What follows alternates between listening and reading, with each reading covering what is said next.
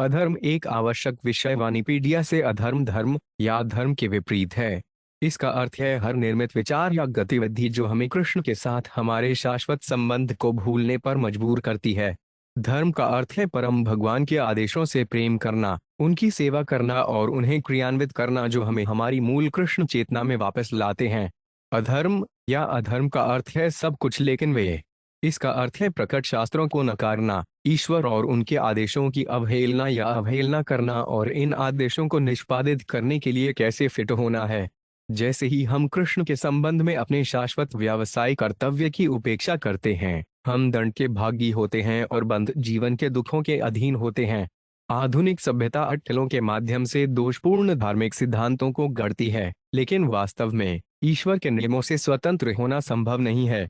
यदि कोई कृष्ण के अधिकार के सामने आत्मसमर्पण नहीं करता है, तो जो कुछ भी कर रहा है वे अधर्म है, अधार्मिक है।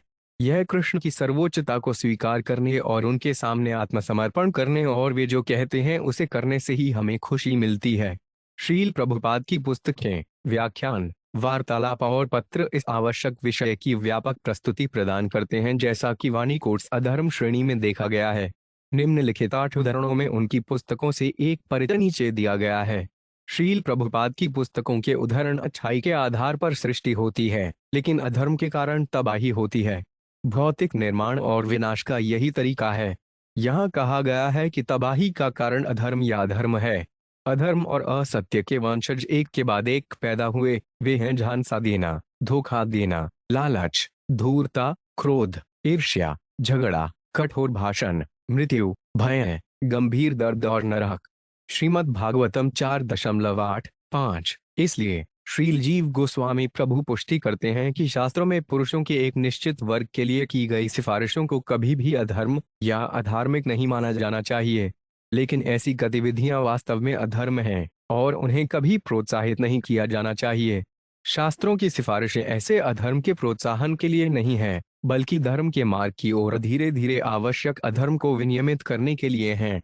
श्रीमद् भागवत 1.17-38। यहाँ यह समझा जाता है कि अधर्म अधर्म भी ब्रह्मा का एक पुत्र था और उसने अपनी बहन मृषा से विवाह किया।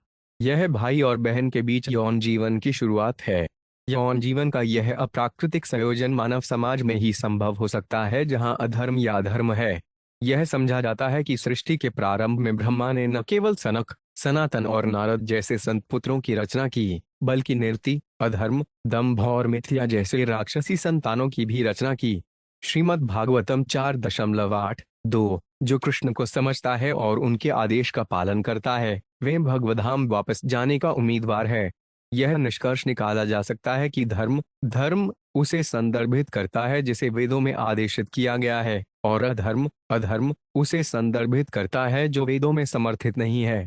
श्रीमद् भागवतम 6.1-40। आधुनिक सभ्यता के सदस्य सटा कपट के माध्यम से दोषपूर्ण धार्मिक सिद्धांतों का निर्माण करते हैं। यह धर्म नहीं है। वे नहीं जानते कि धर्म क्या है और अधर्म क्या है। इसलिए जैसा कि श्रीमद् भागवतम की शुरुआत में कहा गया है, धर्म प्रजहित कैट वो अत्र, श्रीमद् भागवत कैट वो अत्र। श्रीमद् भागवत 1.2। वेदों द्वारा समर्थित धर्म को श्रीमद् भागवत धर्म से खारिज कर दिया गया है। भागवत धर्म में केवल वही शामिल है जो भगवान के परम व्यक्तित्व द्वारा दिया गया है। श्रीमद् भागवतम 6.1-40। वास्तविक धर्म कृष्ण को आत्मसमर्पण करना है, लेकिन विद्रोही जीव कृष्ण को आत्मसमर्पण करने के बजाय अधर्म में संलग्न होता है। कृष्ण जैसा बनने के लिए अस्तित्व के लिए संघर्ष करता है। इसलिए करुणा से कृष्ण इस भौतिक जगत की रचना जीव को उसकी वास्तविक स्थिति को समझने का अवसर देने के लिए करते हैं। भगवत गीता और इसी तरह के वैदिक साहित्य प्रस्तुत किए जाते हैं ताकि जीव कृष्ण के साथ अपने संबंध को समझ सके। श्रीमद् भागवतम 24 सितंबर 1958। सुदर्शन चक्र हमेशा राक्षसों के विनाश के लिए चिंतित रहता है, इसलिए उन्हें अधर्मशील असुर धूमकेतुए के रूप में वर्णित किया गया है। जो भक्त नहीं है उन्हें अधर्मशील कहा जाता है। सुदर्शन चक्र ऐसे सभी राक्षसों के लिए एक अशुभ धूमकेतु के समान है।